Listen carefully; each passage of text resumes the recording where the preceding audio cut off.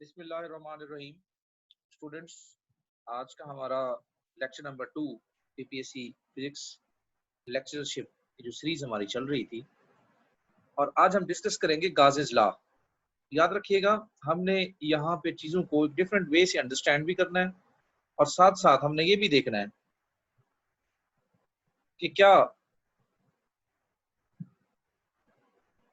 हम examination point of view से या पीपीएससी पॉइंट ऑफ व्यू से चीज़ों को कैसे याद रख सकते हैं, चीज़ों को कैसे एक दूसरे के साथ अटैच कर सकते हैं। तो ये बहुत लाजमी होगा। तो गाजेस लॉ से पहले हमें थोड़ा सा इलेक्ट्रिक फ्लक्स के बारे में पता होना चाहिए, चार्ज एंड इलेक्ट्रिक फ्लक्स। तो सबसे पहले मैं एक सिंपल सा केस लेता हूँ आपको यहाँ पे एक चीज समझाने के लिए। ये देखें, सपोज कर लें अ box containing an unknown amount of charge. ये एक बॉक्स है, इसके अंदर अननोन अमाउंट ऑफ चार्ज, हमें नहीं पता कितनी है। इसको चेक करने के लिए हमें कैसे पता चलेगा? हमने क्या किया, हमने एक टेस्ट चार्ज लिया, और आपको पता है वो हम कन्वेंशनली पॉजिटिव टेस्ट चार्ज लेते हैं। जब टेस्ट चार्ज को यहाँ पे हमने रखा तो उसकी जैसी जैसी डिफ्लेक्शन आ रही थी वैसे हमने इलेक्ट्रिक फील्ड लाइंस क्रिएट कर ली, और इलेक्ट्रिक फील्ड लाइंस क्रिएट करने के बाद हमें ये पता चला कि इस बॉक्स के अंदर एक पॉजिटिव पॉइंट चार्ज मौजूद है because of electric field lines. हालांकि अंदर हमें नहीं पता था। तो ये हमारे पास एक मेथड आ गया कि नेट चार्ज अंदर कितना मौजूद है, हम इलेक्ट्रिक फील्ड लाइन से जो है इस चीज को डिटेक्ट करेंगे। तो इलेक्ट्रिक फील्ड लाइन अगर रेडियली आउटवर्ड जा रही है तो इसका मतलब इस बॉक्स के अंदर जो चार्ज है वो पॉजिटिव चार्ज है। चलें थोड़ा सा और आगे बढ़ते हैं। ये देखें, positive point charge inside box outward flux. अब सपोज कर लें कि वहां पर positive point charge inside box outward flux. अब यहाँ पे देखें, इलेक्ट्रिक फील्ड लाइन थोड़ी सी डिफरेंट हो गई है। क्यों डिफरेंट हो गई? यहाँ पे चार्ज एक की बजाय कितना आगे, दो आगे। तो ये रेडियली आउटवर्ड यूनिफॉर्म वे से नहीं है जैसे यहाँ पे था। अब एक और केस लेते हैं। इसमें देखें, अब हमने उस बॉक्स के अंदर नेगेटिव चार्ज रखा, तो सिंपल सी बात है, अब डिफ्लेक्शन अंदर की तरफ होगी, इलेक्ट्रिक लाइंस भी किधर होंगी? अंदर की तरफ होंगी। यहाँ पे जो चीज मौजूद है इसका हमें नहीं पता, ये हम शो तो कर रहे हैं, हमें नहीं पता, लेकिन लाइंस ये बता रही हैं। अब यहाँ पे क्या चीज है, ये इंपॉर्टेंट है। एक पॉजिटिव चार्ज, सॉरी, दोनों नेगेटिव चार्जेस हैं, उसमें जैसे ये था, यहाँ पे इलेक्ट्रिक लाइंस किधर होंगी? अंदर की तरफ होंगी। तो ये डिफरेंट केसेस यहाँ पे शो करवाए गए हैं। तो इसका मतलब ये हुआ कि इन एग्जाम्पल से हमने एक चीज सीख ली कि चार्जेस का और फ्लक्स का एक रिलेशनशिप मौजूद है, इलेक्ट्रिक लाइंस इलेक्ट्रिक फ्लक्स का एक रिलेशनशिप मौजूद है। तो सबसे पहले हम फ्लक्स को समझते हैं। तो फ्लक्स को समझने के लिए मैं आपको एक आसान सी एग्जांपल से इसको अंडरस्टैंड करवाने की कोशिश करता हूँ। जी, सपोज कर लें कि यहाँ से हम जो है ना इसको समथिंग हम ड्रा करना चाहते हैं। सपोज कर लें कि ये हमारे पास एक खिड़की है और यहाँ पे कोई पर्सन मौजूद है यहाँ पर। अब यहाँ से एयर अंदर आ रही है in the form of air lines. अब सुबह के टाइम आप खड़े हैं, उसके बाद आप शाम को खड़े हैं, आजकल के जैसे दिन है। अब आप ये बताएं कि आपको ज्यादा एयर कब फील होगी, सुबह को या शाम को? इसका मतलब ये है कि अगर एयर लाइन ज्यादा है, एयर ज्यादा आ रही है, तो आपको एयर ज्यादा फील होगी। ये जो इफेक्टिवनेस है किसी चीज की विद रिस्पेक्ट टू एरिया, इसी को हम फ्लक्स का नाम देते हैं। अब ये जो खिड़की थी, इसका साइज हमने अभी चेंज नहीं किया। हमने क्या किया, हमने इस केस के अंदर और इस केस के अंदर एयरलाइंस की क्वांटिटी को कम या ज्यादा किया। एयरलाइंस की क्वांटिटी ज्यादा है तो आपको एयर भी ज्यादा फील होगी, क्वांटिटी कम है तो एयर भी कम फील होगी। अब दूसरे केस के अंदर हम क्वांटिटी सेम रखते हैं, लेकिन यहाँ पर एरिया जो है ना उसको कम कर देते हैं। तो सिंपल सी बात है, अगर उसका एरिया ज्यादा है तो आपको एयर ज्यादा आएगी। हालांकि देखिए क्वांटिटी वही है, क्वांटिटी हमने चेंज नहीं की, लेकिन अगर एरिया कम कर देते हैं तो एयर भी क्या हो जाएगी? कम हो जाएगी, आपको कम फील होगी। तो ये दूसरा दूसरा पॉइंट आ गया। और यहाँ पे फिर हम जब एरिया की बात आती है तो फिर हम एरिया वेक्टर लेते हैं, और ये तमाम स्टूडेंट जानते हैं कि एरिया वेक्टर हम कैसे लेते हैं, क्योंकि एरिया एक स्केलर क्वांटिटी है। हम एरिया से एक नॉर्मल लाइन ड्रॉ करेंगे, ठीक है। परपेंडिकुलर नॉर्मल में भी आपको फर्क का पता है कि जब आप एक सरफेस और लाइन के दरमियान एंगल लेंगे तो वो आपका जो 90 डिग्री एंगल है उसको हम नॉर्मल का टर्म यूज करेंगे इंस्टेड ऑफ परपेंडिकुलर। जी, अब जितना एरिया ज्यादा होगा, अगर एरिया आप बढ़ा देते हैं, एरिया आप बढ़ा देते हैं, तो इसका मतलब ये हुआ कि जो ये लाइन है नॉर्मल लाइन, ये भी आपकी नॉर्मल वेक्टर ये भी बढ़ जाएगा, लेंथ बढ़ जाएगी क्योंकि इसकी मैग्नीट्यूड को शो कर रहा है। तो इसका मतलब ये हुआ कि इस केस के अंदर जब आपको मैक्सिमम एयर आ रही थी उस टाइम एयरलाइंस, इसको आप ई से शो कर दें, एयरलाइंस को, एयरलाइंस और एरिया वेक्टर, एरिया वेक्टर ये दोनों पैरेलल थे, ऐसे एरिया वेक्टर लिए। अगर आप खिड़की को ऐसे रखेंगे तो एरिया वेक्टर इधर बनेगा। तो जब ये दोनों पैरेलल होते हैं तो आपको मैक्सिमम एयर आ रही है। इस पूरी कहानी से हमने ये समझा कि जो फ्लक्स है वो तीन चीजों पे डिपेंड कर रहा है। एक, एयरलाइंस कितनी आ रही है, उसकी मैग्नीट्यूड कितनी है, दूसरा एरिया कितना है, और तीसरा पैरेलल आ रहे हैं, इसका मतलब है आपको कॉस थीटा यूज करना पड़ेगा, क्योंकि आपको पता है कॉस जो है ना वो 0 डिग्री पे मैक्सिमम वैल्यू देता है। तो इसका मतलब ये तीन चीजों पे डिपेंड करता है, मैग्नीट्यूड पे, चाहे वो एयर की हो, इलेक्ट्रिक लाइंस हो, किसी भी चीज की मैग्नीट्यूड ज्यादा होगी तो फ्लक्स भी ज्यादा होगा। दूसरा एरिया पे, एरिया ज्यादा होगा तो फ्लक्स भी ज्यादा होगा। तीसरी चीज क्या है, एंगल, इन दोनों के दरमियान एंगल। अगर इसी खिड़की को आप थोड़ा सा तिरछा कर दें, एरिया भी चेंज ना करें, जो यहाँ से एयर की मैग्नीट्यूड आ रही है उसको भी चेंज ना करें, तब भी आपको एयर कम फील होगी। तो यहाँ से आपने सिंपल ये देख लिया कि चाहे वो एयर हो, इलेक्ट्रिक लाइंस हो, मैग्नेटिक फील्ड लाइंस हो, फ्लक्स जो है ना वो, अगर इसी को मैं इलेक्ट्रिक फ्लक्स का नाम दूं तो इलेक्ट्रिक फ्लक्स तीन चीजों पर डिपेंड करेगा, इलेक्ट्रिक लाइंस, ई की वैल्यू कितनी है, एरिया कितना है और एंगल कितना है। यहाँ से आपको इलेक्ट्रिक फ्लक्स का छोटा सा कंसेप्ट जो है वो समझ आ गया होगा। अब हम बढ़ते हैं अपने अगले काम की तरफ।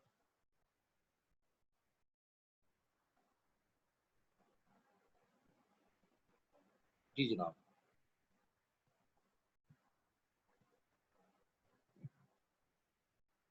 No charge inside box, zero flux, ये देखें फ्लक्स क्या है यहाँ पे, जीरो।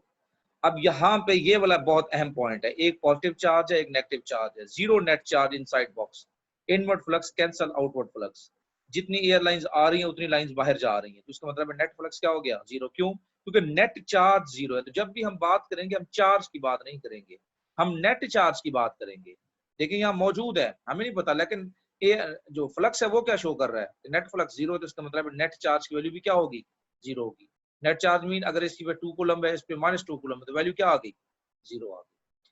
तीसरा केस ये है कि आपके पास चार्ज यहाँ अंदर मौजूद नहीं है, सपोज कर लें ये एक शीट है, ठीक है, इस पे यूनिफॉर्मली डिस्ट्रीब्यूशन है चार्जेस की, तो यहाँ से जो इलेक्ट्रिक फील्ड लाइंस हैं वो, अगर इस डब्बे के हिसाब से, इस बॉक्स के हिसाब से आप चेक करेंगे तो यहाँ फिर भी फ्लक्स जीरो होगा। क्यों, क्योंकि जितनी लाइंस आ रही है उतनी लाइंस जा रही है, नेट फ्लक्स क्या आ गया, जीरो आ गया। तो यहाँ से आपने चार्ज और फ्लक्स के दरमियान एक रिलेशनशिप जो है वो देख लिया कि नेट चार्ज अगर जीरो आ रहा है तो नेट फ्लक्स भी जीरो होगा, या नेट फ्लक्स जीरो है तो इसका मतलब है नेट चार्ज जीरो होगा। तो ये मेन पॉइंट था जिसको आपने, ये आगे गाज़ लॉ में हमें काम आएगा, ये देख लें। अब यहाँ पे आपने चार्ज डबल किया तो इलेक्ट्रिक लाइंस यहाँ इसके मुकाबले में डबल हो गई हैं। जी, अब इलेक्ट्रिक फ्लक्स को कैलकुलेट कैसे किया जाए, जी ये वाला ये कंसेप्ट जो उन्होंने यहाँ पे दिया है, फ्लूइड का flow with respect to area, मैंने आपको एयर फ्लो के हिसाब से बहुत आसान वे से ये चीज समझाई है, तो आपको ये अंडरस्टैंड करने की जरूरत नहीं है। और ये वाली इक्वेशन देखें, मैंने भी यही इक्वेशन आपको बताई थी, ई ए कॉस थीटा, तो ये डॉट प्रोडक्ट है ई डॉट ए, यहाँ से ये भी आपको पता चले कि डॉट प्रोडक्ट क्यों ले रहे हैं। ये वो चीज है जो मैंने आपको एयरलाइंस के हिसाब से समझाई थी, यहाँ पे उन्होंने इलेक्ट्रिक फील्ड लाइंस के हिसाब से आपको बताई है। यहाँ पे देख ले, ये जो वेक्टर है, ये एरिया वेक्टर है, ये मैंने बता दिया आपको कि एरिया जो है स्केलर क्वांटिटी है, उससे आप इसको कैसे कन्वर्ट करते हैं वेक्टर के अंदर। तो ये देख लें, ये एयरलाइंस आ रही हैं तो यहाँ पे एंगल क्या है, ई और ए के दरमियान 0 डिग्री एंगल है, तो आपको मैक्सिमम फ्लक्स मिलेगा, मैक्सिमम लाइंस यहाँ से पार हो रही हैं। और अगर आप इस एंगल में है शीट, तो एरिया वेक्टर ऊपर की तरफ आ गया, लाइंस इधर जा रही हैं, बहुत इजी नजर आ रहा है आपको कि फ्लक्स कितना है, जीरो होगा, क्योंकि फाई क्या आ रहा है यहाँ पे 90 डिग्री, क्योंकि मैंने आपको कहा था देखें एरिया वेक्टर भी मौजूद है, ई भी मौजूद है, लेकिन एंगल 90 की वजह से फ्लक्स जीरो हो गया, क्योंकि ये तीन चीजों पे डिपेंड करता है, ई पे, ए पे और एंगल पे। ये चीज मैं पहले भी आपको बता चुका हूँ। और अगर आप दरमियान में कोई वैल्यू लेना चाहते हैं, इसको थोड़ा सा एंगल आपने टिल्ट किया है, जितना एंगल होगा उस वे से फ्लक्स वैल्यू आपको मिल जाएगी। यहाँ मिनिमम, यहाँ मैक्सिमम, यहाँ मिनिमम और यहाँ पे दरमियानी वैल्यू होगी। तो ये 3 चीजों पे डिपेंड कर रहा है। यूनिट इसका आप निकाल सकते हैं, बहुत आसान है। ये देख लें, इसका यूनिट जो है वो न्यूटन मीटर स्क्वायर पर कूलम, क्योंकि इलेक्ट्रिक फील्ड का यूनिट जो है वो आप लिखेंगे और साथ एरिया का। ठीक है, इन दोनों को आप सॉल्व करें तो आपके पास क्या आ जाएगा, इलेक्ट्रिक फील्ड का आएगा force per unit charge Newton coulomb, और एरिया क्या होता है मीटर स्क्वायर, तो क्या बन गया न्यूटन मीटर स्क्वायर पर कूलम जी। और एरिया वेक्टर नॉर्मल होगा उस वेक्टर के, ये देखेंगे उसने यहाँ शो करवा दिया जी। अब हम थोड़ा और आगे बढ़ते हैं। अब उसने electric flux through a disc, ये भी करने की जरूरत नहीं है। Electric flux through a cube, ये आपने जस्ट ये याद रखना है कि अगर चार्ज अंदर मौजूद है, यहाँ पे चार्ज अंदर मौजूद नहीं है, जितना फ्लक्स आ रहा है, लाइंस आ रही है, उतनी जा रही है, नेट फ्लक्स जीरो हो गया। यहाँ पे भी जीरो है। हाँ, अगर सेंटर पे चार्ज मौजूद है तो फिर इसकी कितनी साइड्स हैं, टोटल 6 साइड्स हैं, तो एक साइड जो फ्लक्स होगा वो टोटल फ्लक्स का टोटल फ्लक्स डिवाइडेड बाय 6, ये याद रखिएगा। यहाँ पे क्या है, अंदर फ्लक्स जीरो है, तो जितनी लाइन कहीं कहीं से आ रही है उतनी जा रही है, तो नेट फ्लक्स क्या हो गया, इन दोनों केसेस के अंदर जीरो रहेगा, ये याद रखिएगा। इस तरह का क्वेश्चन में भी आपसे पूछा जाए। Electric flux through a sphere, अभी देख लें, हम गासेस ला की तरफ नहीं बढ़े, हमारा मेन काम गासेस ला था, लेकिन ये थोड़ा थोड़ा सा हम कंसेप्ट यहाँ से लेते जाएंगे। अब ये हमारे पास एक स्फीयर है, बॉल है, याद रखिएगा, ये बॉल है, ये उसका रेडियस है आर, सेंटर पे चार्ज है क्यू, उसकी वजह से इलेक्ट्रिक फील्ड रेडियली आउटवर्ड है। अब हमने एक छोटा सा पोर्शन यहाँ पे ले लिया डी ए, ये एरिया वेक्टर है इस पोर्शन का डी ए, यहाँ से इलेक्ट्रिक फील्ड लाइंस और डी ए ये दोनों क्या होंगे, पैरेलल होंगे। अब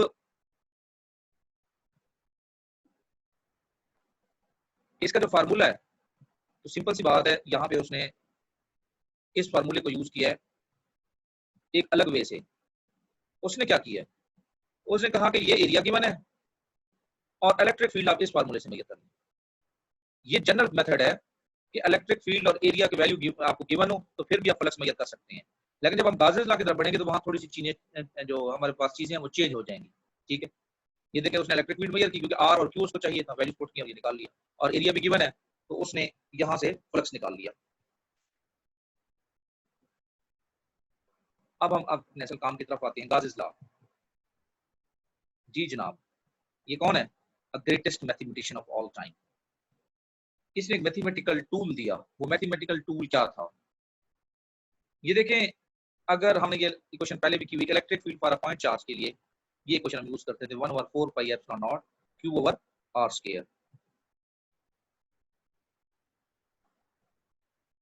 इस इक्वेशन को याद रखिएगा, क्यू ओवर आर स्क्वायर, मतलब ये है कि एट सर्टेन पॉइंट अगर आप इलेक्ट्रिक फील्ड मेजर करना चाहते हैं तो डिस्टेंस कितना है और ये जो आपका सोर्स चार्ज है इसकी वैल्यू कितनी है वो यहाँ पुट कर दें तो आपको इलेक्ट्रिक फील्ड आ जाएगी।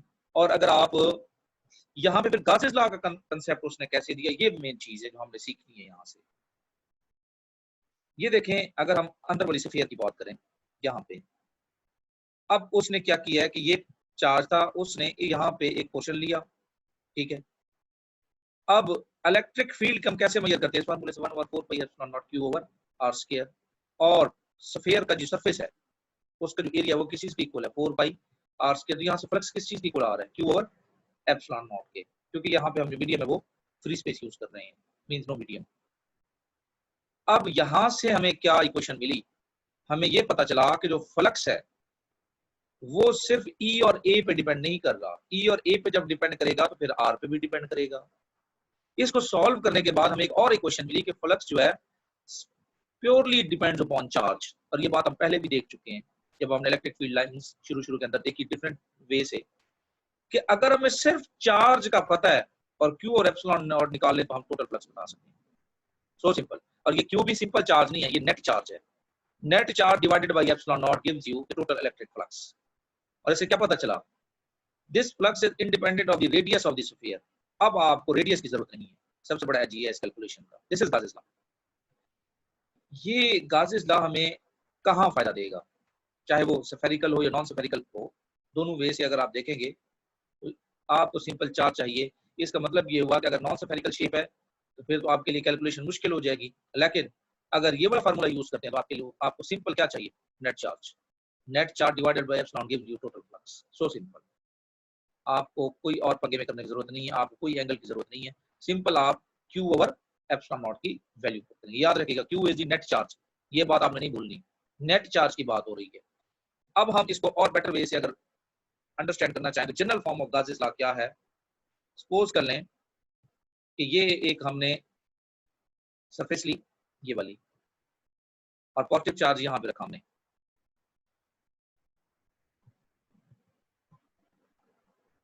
जी ये हमने जो है ना इसको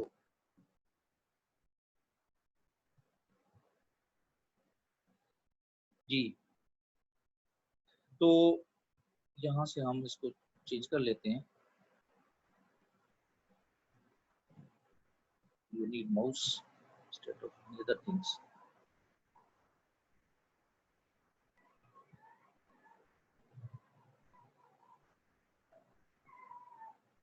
जी, तो ये यहाँ पे आप देखें कि ये जो चीज आपको गिवन है ना, ये वाली, इसमें ये फील्ड लाइन यहाँ पे अगर पॉजिटिव चार्ज है तो जितनी लाइंस इंटर हो रही हैं उतनी लीव कर रही हैं, क्योंकि ये चार्ज उस सरफेस, उस स्फीयर के, उस जो भी आपने वॉल्यूम नुमा चीज ली हुई है उसके बाहर है। नेट फ्लक्स क्या आ रहा है, 0 आ रहा है, ठीक है। तो यहाँ पे इसके अंदर नेट फ्लक्स की वैल्यू क्या होगी, 0 होगी। ये बड़ा इंपॉर्टेंट पॉइंट है, इसको हमने अगेन याद रखना है। Net flux equal to Q enclosed over epsilon naught. The total electric flux through a closed surface is equal to the total net electric charge inside a sphere divided by epsilon naught. क्योंकि medium change होगा तो simple सी बात है flux भी change हो जाएगा। फिर again देखें, जब भी एप्सिलॉन नॉट की वैल्यू आई है, मैंने आपको बार बार कहा था एक रिलेशन याद रखिएगा कि मीडियम के आने से पैरामीटर्स के साथ क्या फर्क पड़ता है। आपने फोर्स के अंदर देखा, वोल्टेज के अंदर देखा, आपने इलेक्ट्रिक फील्ड के अंदर देखा, और यहाँ भी देख लें, अगर यहाँ मीडियम आएगा तो फ्लक्स की वैल्यू कम हो जाएगी, ये भी याद रखिएगा। तो ये होगी बात, flux equal to Q over epsilon naught. Comes to next point, ये बात थी जो मैंने अब आपको अंडरस्टैंड करवानी है, gaussian surface as an imaginary surface. Gaussian surface कैसी होनी चाहिए, उसके लिए क्या पैरामीटर्स है। याद रखिएगा कि हमारे लिए प्रॉब्लम ये था कि अगर हम,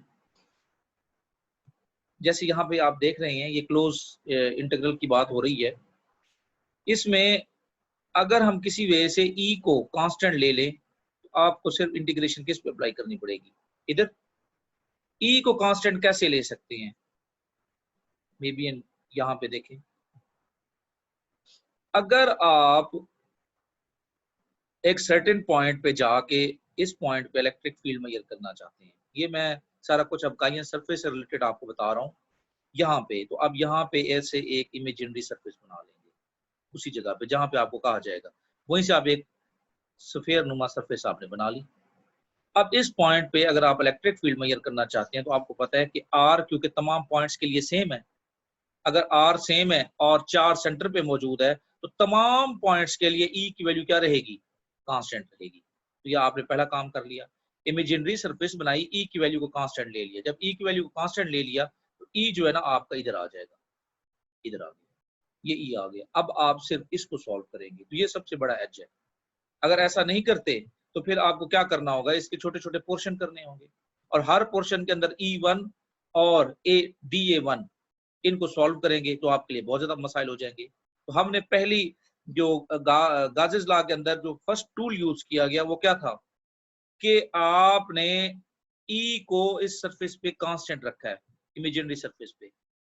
उसका फायदा क्या हुआ, E अगर कांस्टेंट हो गया तो आपकी मैथमेटिक्स बहुत आसान हो जाएगी। अब जस्ट आप इसको सॉल्व करेंगे, इसको सॉल्व कर ले तो आप टोटल फ्लक्स निकाल सकते हैं। तो इसलिए ये एक इमेजिनरी सरफेस है और ये एक सिमेट्रिकल शेप होनी चाहिए। ये देखिए आपको पता है स्फीयर एक सिमेट्रिकल शेप है, जैसे आप एक कोई भी डब्बा ले लें, ठीक है, क्यूब नुमा, उसको भी आप एक सिमेट्रिकल शेप कह सकते हैं। तो एक सिमेट्रिकल शेप, चार्जेस की डिस्ट्रीब्यूशन भी जो है ना वो यूनिफॉर्म हो, लेकिन यहाँ पे क्योंकि चार्ज सेंटर पे है इसलिए इलेक्ट्रिक फील्ड लाइन जो है ना वो यूनिफॉर्मली रेडियली आउटवर्ड है। तो यहाँ पे जो इमेजिनरी सरफेस होगी उसके हर पॉइंट पे इलेक्ट्रिक फील्ड की वैल्यू को कांस्टेंट रखना है आपने, ताकि आपकी मैथमेटिक्स आसान हो जाए। तो ये एक इमेजिनरी सरफेस थी, इस पॉइंट पर इलेक्ट्रिक फील्ड फ्लक्स मेजर करने के लिए इस पॉइंट पर हमने एक इमेजिनरी गायन सरफेस ली, इलेक्ट्रिक फील्ड की वैल्यू हर पॉइंट पे क्या थी, कांस्टेंट थी। उसकी वजह से हमारी मैथमेटिक्स बहुत आसान होगी। तो ये देखेंगे, इसलिए हमारे पास ये बाहर आ गया है। अब आप डी ए की वैल्यू पुट कर दे 4 पाई आर स्क्वायर, तो ये इक्वेशन क्या बन गई, क्यू ओवर एप्सिलॉन नॉट। और अगर आपके पास चार्ज पॉजिटिव की बजाय नेगेटिव है तब भी ई क्या रहेगी, कांस्टेंट रहेगी। इक्वेशन क्या आ जाएगी, minus Q over epsilon not. याद रखिएगा, इसलिए हम हमेशा यूज करेंगे क्यू इनक्लोज्ड, क्यू इनक्लोज्ड। अब यहाँ पे ये भी पूछा जा सकता है कि जो एरिया वेक्टर है, अगर स्फीयर है तो सरफेस का एरिया अंदर की तरफ भी तो है। तो कन्वेंशनली हम क्या करते हैं कि जब आपके पास क्लोज सरफेस है तो पॉसिबल नहीं है कि आप एरिया वेक्टर उसका अंदर ले सकें, ये पॉसिबल नहीं है अगर सरफेस आपकी क्लोज है। तो इसलिए एरिया वेक्टर किधर लेंगे, बाहर की तरफ, नॉर्मल टू दी सरफेस। ये आपको एज होगा। और क्यू इनक्लोज, टोटल चार्ज जितना भी उसके अंदर है, अगर यहाँ प्लस और माइनस है तो नेट चार्ज 0 आ जाएगा अगर इक्वल अमाउंट में है, और अगर सिर्फ माइनस है तो आप इसी क्वेश्चन में minus Q over epsilon not put कर देंगे। उम्मीद है आपको ये पॉइंट समझ आ गया होगा कि हम गायन सरफेस क्यों लेते हैं, ठीक है, ताकि हमारे पास जो डिफरेंट शेप्स हैं, डिफरेंट ऑब्जेक्ट्स हैं, उनकी फ्लक्स या इलेक्ट्रिक फील्ड मेजर की जा सके, ठीक है, और अपनी मैथमेटिक्स को आसान किया जा सके। जी, अब हम कुछ शेप्स ले लेते हैं, electric flux and enclose charge, ये बात हम पहले कर चुके हैं। ये देखें, ये याद रखिएगा, ये एक जाल नुमा, जैसे जाली होती है ना, उसको कंसीडर कर लें। तो ये एक वॉल्यूम है, वॉल्यूम नुमा आपके पास ऑब्जेक्ट चीज है, उसकी ये सरफेस है। अब यहाँ पे पॉजिटिव और नेगेटिव चार्ज रखा, देखें जितनी लाइंस अंदर आ रही हैं उतनी लाइंस बाहर जा रही हैं, तो नेट फ्लक्स क्या हो जाएगा, 0। So simple. ये देखिए, Q over epsilon not minus Q over epsilon not, net flux क्या आ गया, 0 आ गया।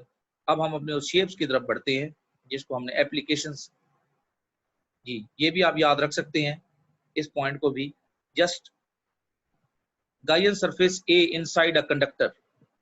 जी यहाँ पे है टोटल चार्ज नहीं, ठीक है, क्योंकि ये रिपल्शन की वजह से चार्जेस कहाँ पे चले जाते हैं, सारे सरफेस पे चले जाते हैं। तो इसलिए यहाँ पे जो है ना, ई की वैल्यू क्या होगी, 0 होगी, क्योंकि क्यू क्या हो जाएगा, 0 हो जाएगा। जी, ये हमारे पास field of a charge conducting sphere. ये आपसे यहाँ से एक चीज पूछी जा सकती है, इस ग्राफ को जस्ट अंडरस्टैंड कर लें। अब हमारे पास एक स्फीयर है, उस पे चार्जेस जो है ना ये सरफेस पे मौजूद है। अब आप यहाँ पे थोड़ा गौर करें कि अगर हम बात करते हैं, इस पॉइंट का क्या मतलब है, इस पॉइंट का मतलब है हम इलेक्ट्रिक फील्ड मेजर करना चाहते हैं at the surface, only at the surface. अगर सरफेस पे मेजर करना चाहते हैं तो इलेक्ट्रिक फील्ड की वैल्यू होगी 1/4 pi epsilon not Q over are square. Total charge कितना है और रेडियस कितना है, सिंपल इसकी वैल्यू पुट कर दें। उसके बाद देखें, अब मैं इस पॉइंट पे मेजर करना चाहता हूँ, बाहर इस पॉइंट में मेजर करना चाहूंगा, तो ये जो डिस्टेंस होगा ये स्मॉल आर कहलाएगा, और ये आर के मुकाबले में डबल हो गया।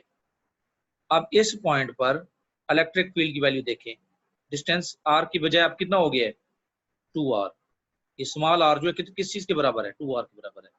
जब यहाँ पे चला गया है इस पॉइंट पे, जी तो फिर इलेक्ट्रिक फील्ड हम कैसे मेजर करेंगे, outside the sphere the magnitude of the electric field decreases with the square of the radial distance from the centre of the sphere. ये बहुत अहम पॉइंट है।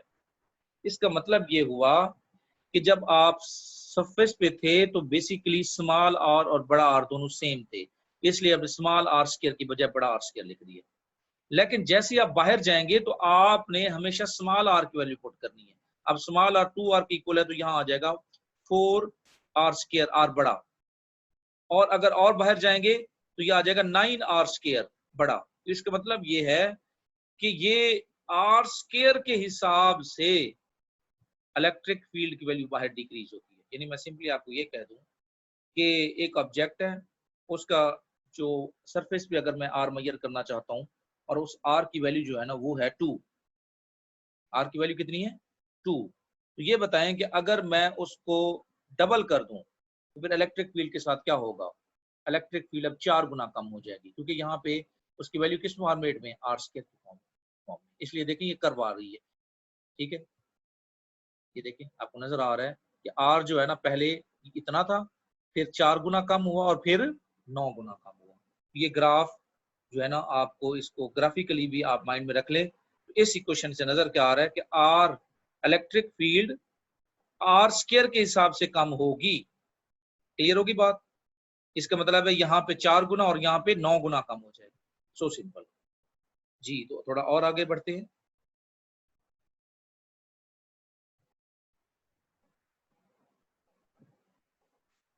और उसके बाद है हमारे पास field of a line charge, ये है। अब अगेन देख लें, ये हमारे पास एक, अब यहाँ पे जो डिस्ट्रीब्यूशन है ना चार्जेस की, वो एक लाइन के अंदर है तो यूनिफॉर्मली। देखिए कहीं कम या कहीं ज्यादा नहीं है, ठीक है। उससे हमारे मैथमेटिक्स थोड़ी आसान हो जाएगी। अब यहाँ पे हमने जो गायन सरफेस लेनी है, हमें ये कहा गया कि जनाब इस पॉइंट पे सपोज कर लें पॉइंट पी है, इस पॉइंट पे आप इलेक्ट्रिक फील्ड मेजर करके दें, या फ्लक्स पहले हमें निकालना होगा। अब इस पॉइंट पे अगर निकालनी है तो हमने इसी पॉइंट पे एक सिलेंडर बना लिया। कि आप हम पे डिपेंड करता है कि हमने कौन सी गायन जो हमने शेप लेनी है वो कौन सी लेनी है। आप यहाँ पे स्फीयर ले लें तो फिर आप ये देख लें कि आप उसकी मैथमेटिक्स कर सकते हैं।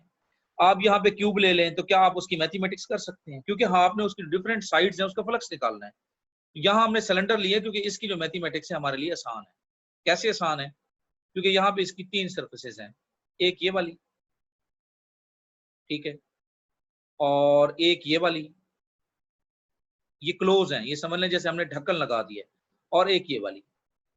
अब ये जो लाइन में डिस्ट्रीब्यूशन है चार्जेस की, इनके इलेक्ट्रिक फील्ड लाइंस इधर या इधर होंगी, ऐसे बाहर की तरफ नहीं है। तो ये याद रखिएगा कि अगर ये इधर है तो या इसका एरिया वेक्टर इधर बनेगा, तो ये दोनों, ये देखें ये इधर है, एरिया वेक्टर इधर बनेगा, तो ये 90 एंगल पे है। फ्लक्स यहाँ से भी 0 मिलेगा, यहाँ से भी 0 मिलेगा, सिर्फ फ्लक्स आपको यहाँ से मिलेगा। क्लियर होगी बात? और इसकी जो लेंथ है वो कितनी है? एल है। तो यहाँ पे इसकी लेंथ एल है, चार्ज क्यू है, तो यहाँ पे हम linear charge density lambda use करेंगे। लेमडा क्या होता है? Q over L. और अगर स्मॉल पोर्शन लेंगे तो फिर D Q over D L. जी, तो ये कैलकुलेशन जो है ना हमें करने की जरूरत नहीं है। हम थोड़ा सा यहाँ से देख लेते हैं। फ्लक्स किस चीज की इक्वल होता है? इलेक्ट्रिक फील्ड और एरिया। एरिया किस चीज की इक्वल है? यहाँ पे 2 पाई आर एल। इसको सॉल्व करेंगे तो आपके पास क्या आ जाएगा? Lambda L over epsilon naught, ठीक है, क्योंकि ई की वैल्यू जो है ना वो आपको पता ही है, 1/4 pi epsilon not Q over are square. उस हिसाब से आप ये पुट करेंगे तो यहाँ से आपको इक्वेशन जो मिल रही है lambda L over epsilon naught, ठीक है। Field of infinite line of charge, E की वैल्यू अगर आप यहां से निकालें इस इक्वेशन से, क्योंकि फाई ई के अलग फाई को फिर ई ए की को लिखेंगे, इसको आप सॉल्व करें तो आपके पास ई की इक्वेशन क्या आ जाएगी? 1/2 pi epsilon naught lambda over R. अब याद रखें आपने इलेक्ट्रिक फील्ड लाइंस, मैंने आपको एक पहले भी एक चार्ट दिखाया है, एक इसके बाद आपको मैं एक फाइल भी सेंड करूंगा। अब देखेंगे कि electric field lines different shapes की जो आप मेजर कर रहे हैं एट सर्टेन पॉइंट, उसमें से जो इन field of infinite line of charge है उसके अंदर आर इन्वॉल्व हो रहा है, बाकियों के अंदर आर इन्वॉल्व नहीं हो रहा। ये बहुत अहम पॉइंट है। इनफाइनाइट लाइन ऑफ चार्ज जो है उसके इलेक्ट्रिक फील्ड जो डिस्टेंस है आर, उस पर डिपेंड कर रहा है, बाकी भी डिपेंड नहीं कर रहा। लैम्डा पे है लीनियर चार्ज डेंसिटी, हाँ आपके पास सरफेस आ जाती है तो सरफेस चार्ज डेंसिटी भी डिपेंड करेगा, लेकिन यहाँ पे ये आर पे डिपेंड कर रहा है, बाकी चीजें डिस्टेंस पे डिपेंड नहीं करती इलेक्ट्रिक फील्ड जब आप मेजर करते हैं। तो ये याद रखिएगा इसके फार्मूले के अंदर, मैं आगे कंपैरिजन के तौर पे भी आपको बताऊंगा। ये देखें इनफाइनाइट प्लेन ऑफ चार्ज, ये क्वेश्चन आप एफएससी में भी करते हैं। चले हम इसको दोबारा देख लेते हैं। पहली बात तो ये है कि ये समझ लें कि बेसिकली ये एक फाइनाइट शीट है, और अगर सपोज कर ले मैं यहाँ बहुत दूर जाके इलेक्ट्रिक फील्ड मेजर करता हूँ तो ये जो लाइंस है ना जो आपने स्ट्रेट शो की हुई हैं, ये ऐसे जाके ऐसे मुड़ जानी थी, ऐसे। मैं इसके लिए अगर सपोज कर लें यहाँ से एक पेन यूज कर लेता हूँ इसको शो करवाने के लिए। अगर मैं इस पॉइंट पे मेजर करना चाहता हूँ, ये इलेक्ट्रिक लाइन ऐसे आएंगी और ऐसे हो जाएंगी इस बेस। तो इलेक्ट्रिक फील्ड जो है वो कांस्टेंट नहीं है। अगर हमने इलेक्ट्रिक फील्ड किसी पॉइंट पे अगर कांस्टेंट नहीं है तो हमारी मैथमेटिक्स टफ हो जाएगी। तो फिर हमने क्या किया, अगर हम दूर हैं तो हमें ये दोनों एंड्स इसके नजर आ रहे हैं, अब सपोज कर लेंगे हम इस पॉइंट को बहुत करीब ले आते हैं, यहाँ पे मैं ले आता हूँ इस पॉइंट पे, ये पॉइंट पी है, मैं यहाँ पे इलेक्ट्रिक फील्ड मेजर करना चाहता हूँ। जब मैं क्लोज ले आता हूँ इधर से या उधर से, अब मेरे लिए वही फाइनाइट शीट जो है वो इनफाइनाइट हो जाएगी, क्योंकि अब इसके दोनों एंड्स नजर नहीं आ रहे। तो ये बेसिकली वजह है जिसके लिए हम टर्म यूज करते हैं इनफाइनाइट शीट ऑफ चार्ज। जब इसके करीब रखा, अब यहाँ पे मेजर करना चाहता हूँ, तो याद रखिए जहां जिस पॉइंट पे आपने मेजर करना है वहीं से आपने गायन सरफेस लेनी है। अब आपकी मर्जी है, गायन सरफेस आप सिलेंडर ले लें, आप क्यूब ले लें इसके अंदर, या आप स्फीयर ले लें, लेकिन कैलकुलेशन आप पे डिपेंड करेगा कि आप फंसे ना। अगर आप क्यूब लेते हैं तो आपको 6 सरफेस का जो है ना फ्लक्स मेजर करना पड़ेगा, तो आपने यहाँ पे इसीलिए बुक के अंदर जो है ना वो मोस्टली यहाँ पे सिलेंडर यूज किया गया। जब सिलेंड्रिकल सरफेस ले ली तो उसका एक ये वाला एरिया वेक्टर आ गया, एक ये वाला एरिया वेक्टर आ गया इसका, और एक एरिया वेक्टर उसका ये वाला आ गया। ये 3 एरिया वेक्टर्स हैं। तो यहाँ पे देखें इलेक्ट्रिक फील्ड लाइंस और एरिया वेक्टर दोनों पैरेलल हैं, इधर और इधर, लेकिन इधर क्या है, एरिया वेक्टर इधर है, इलेक्ट्रिक फील्ड लाइंस इधर हैं, तो यहाँ पे एंगल 90 आएगा, यहाँ फ्लक्स नहीं होगा। फ्लक्स इसकी वजह से होगा और इसकी वजह से होगा। यहाँ से 2 दफा आप ऐड करेंगे तो टोटल फ्लक्स कितना आ गया, 2E और इधर से 2E और इधर से आपके पास इक्वेशन क्या होती है, क्यू ओवर एप्सिलॉन नॉट, और क्यू किस चीज की इक्वल आएगा, आप सिग्मा की इक्वेशन लिखते हैं, sigma equals to total charge divided by area. ठीक है, क्योंकि यहाँ पे आपके पास अब शीट है, पहले लाइन थी अब शीट है, तो सिग्मा क्या आ जाएगा, total charge divided by area. तो क्यू किस चीज की इक्वल आ जाएगा, सिग्मा ए, क्यू की जगह सिग्मा ए पुट किया आपने, तो ई किस चीज की इक्वल आ गया, सिग्मा ओवर 2 एप्सिलॉन नॉट। यहाँ पे देखें तो क्या ये इस डिस्टेंस पे डिपेंड कर रहा है, तो यहाँ पे मौजूद है, इस डिस्टेंस पे डिपेंड नहीं कर रहा, एट सर्टेन पॉइंट पी जहां पे आपने इलेक्ट्रिक फील्ड मेजर करनी है, it only depends upon sigma. Medium involve है, मीडियम अगेन इन्वॉल्व है। अगर मैं यही क्वेश्चन दे दूं और ये कहूं कि मैंने मीडियम चेंज किया है, तो ये बताएं कि electric field line of infinite sheet of charge उसकी वैल्यू क्या होगी। यहाँ पे आप ई आर की वैल्यू लेके आएंगे, इसका मतलब है इसकी वैल्यू कम हो जाएगी। ये देखें जहां पे भी आप मीडियम इन्वॉल्व करते हैं, डाइलेक्ट्रिक इन्वॉल्व करते हैं, तो उसकी वजह से ई की वैल्यू कम हो जाती है। ये भी पॉइंट आपने याद रखना है, E equal to sigma over 2 epsilon naught. जी आगे बढ़ें, और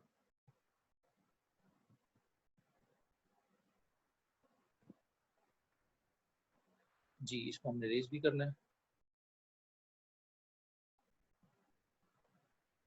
इसको हमने अगर रेज करना है, क्लियर ऑल ड्राइंग्स। जी जनाब, हमें और आगे बढ़ना होगा।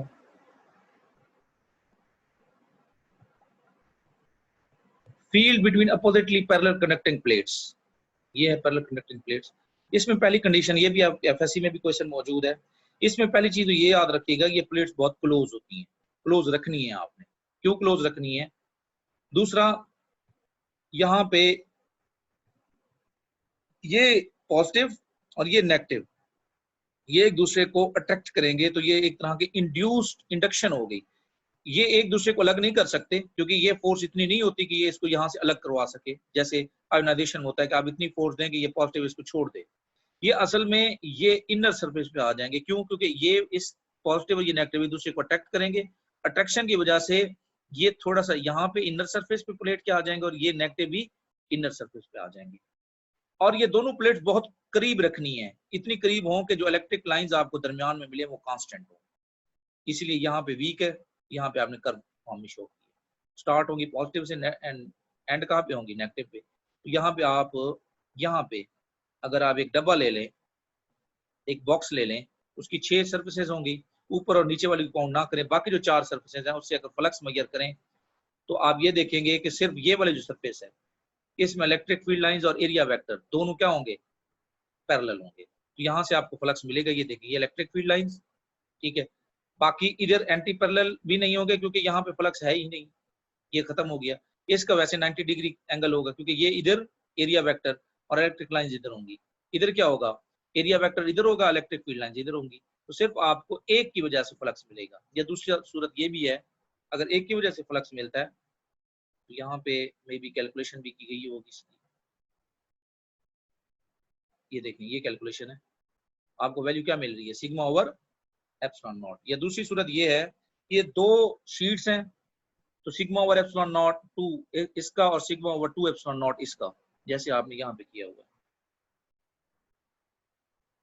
इसके अंदर। ये एक शीट के लिए, दो के लिए कितना होगा, हाफ और हाफ ऐड करेंगे तो सिंपल आपको क्या मिलेगा, सिग्मा ओवर एप्सिलॉन नॉट। ये भी आपने क्वेश्चन याद रखनी है जी। Field of a uniform charge sphere, इसके बारे में मैं आपको ऑलरेडी, यहाँ से भी आप इसको अंडरस्टैंड कर सकते हैं, ये मैंने आपको पिछले टॉपिक के अंदर भी बताया था। इसमें भी देखें आप, अब जिस पॉइंट पे, याद रखिएगा, जिस पॉइंट पे आपने कोई चीज मेजर करनी है, ये देखें इसका रेडियस आर है, आप इस पॉइंट पे, आप अंदर क्योंकि चार्जेस मौजूद है इसलिए आप गायन सरफेस अंदर ले सकते हैं।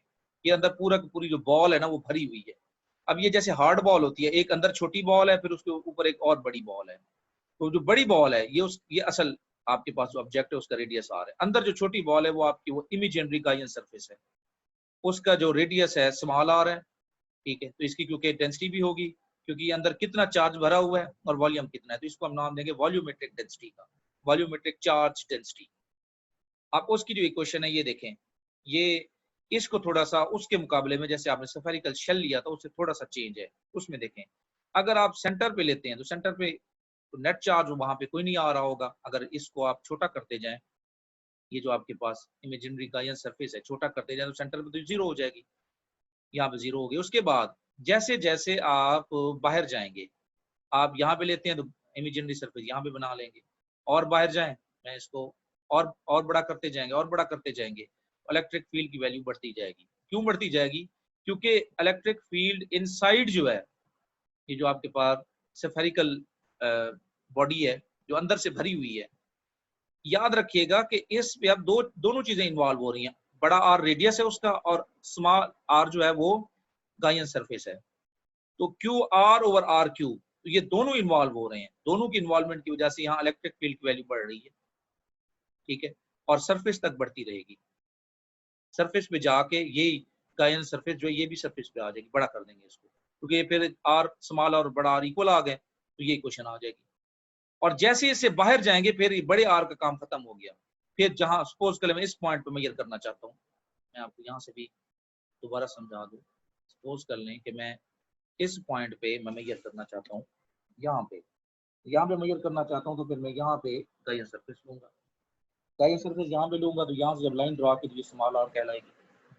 अब आपके पास इलेक्ट्रिक फील्ड की क्वेश्चन ये है, डज नॉट डिपेंड अपॉन, इसका क्या मतलब हुआ, अगर मैं आपको ये कहूँ कि एक ऑब्जेक्ट है उसका रेडियस है R, at certain point with small R, certain point P, एक आपके पास स्फीयर है जिसके अंदर चार्ज भरा हुआ है, ठीक है, यूनिफॉर्मली चार्ज इंसुलेटिंग स्फीयर, तो ये बताएं कि उसकी इलेक्ट्रिक फील्ड क्या होगी। स्मॉल आर की वैल्यू भी दी है, बड़े आर की वैल्यू भी दी है, तो याद रखिएगा it only depends on this thing, does not depend upon R, ये याद रखिएगा। ठीक है, इसको आपने देख लेना है। तो ये वो सारी चीजें थी जो आज का आपका जो टॉपिक था उससे रिलेटेड